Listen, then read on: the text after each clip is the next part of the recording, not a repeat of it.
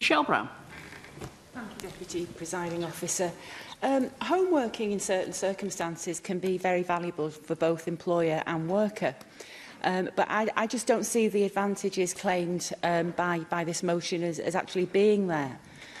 Home working obviously has to be carefully considered and not forced on employers or employees, whether they're in the private or public sector. But home working really isn't feasible for a lot of roles, particularly in the public sector where jobs are more likely to be public facing. I mean, Gareth was talking about administrative workers. I don't see how your average administration clerk would be able to effectively work from home.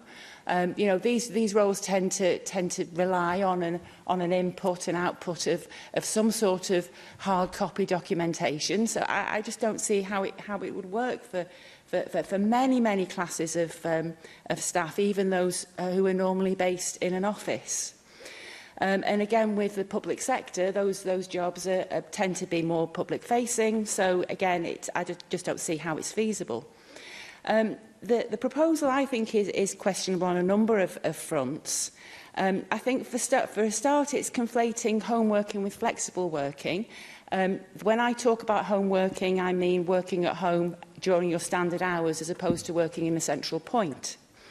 It doesn't mean necessarily an effective cut or rearrangement of working hours to allow for an improved work-life balance. The home working itself also doesn't necessarily bring flexibility for family responsibilities either, although inevitably it means that the work is accessible to the family at home, which ironically might actually increase the stress of working at home because you're having to juggle family stuff and work things as well while trying to maintain a relationship with your team. As Darren Miller's amendment makes clear, there's a valid concern that working from home may add to stress levels rather than be of a help, and I've mentioned one reason why that might be. But ultimately, humans are social animals and not designed for living in isolation. Healthy teams have a sense of camaraderie and provide support for when that employee faces a work difficulty. And again, achieving a healthy work balance is actually harder for home workers because they don't have that psychological cut-off from work that leaving the workplace at the end of the day, or even if you take work home with you, you still at some point pack it away at some point, and that's it. That's your psychological cut-off for that day.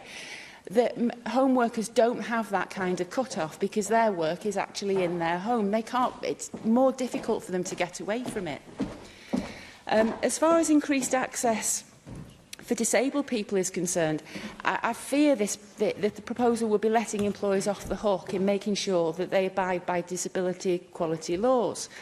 Organisations should already be making their workplaces accessible to all, not being given a get-out by offering home working as a way of saving themselves the expense and effort. And cutting pollution using home working isn't as clear-cut as it may first seem. Home workers will still have to heat their homes for additional time. They're going to have to use additional electricity.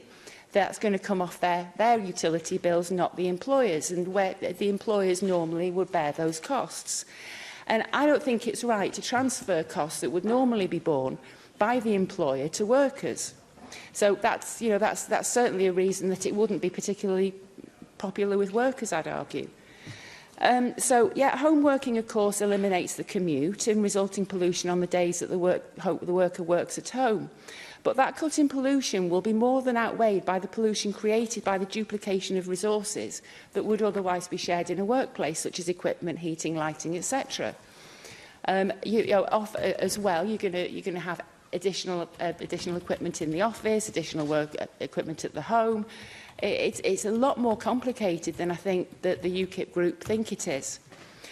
We could also perhaps just as easily cut down on rush hour congestion by persuading employers to stagger their operating hours so that entire industrial estates aren't disgorging everyone onto the same roads at the same time. But you've got to get employers to cooperate with that. And on a cost and practicality basis, I don't think there's any merit in requiring public bodies to include home working in the job design and recruitment. Much of the time it'll be a wasted exercise. It will distract both time and money from the organisation that could be used to better perform their core function. And as I said, lots of roles just aren't suitable for home working. As any business case grows for home working, I'm sure employers, those reasonable employers that is, will look to provide it as part of the recruitment package without the idea being given to them by Gareth. A case for the government to develop a specific strategy for home working within the successor project to Superfast Cymru hasn't been convincingly made, and I think Rebecca Evans' amendment does make a lot of sense. However, I won't be supporting the proposal today, amended or otherwise. I think it has a danger of overburdening public bodies while not delivering the benefits it claims, and I also don't think it's a priority for people in Wales. Thank you.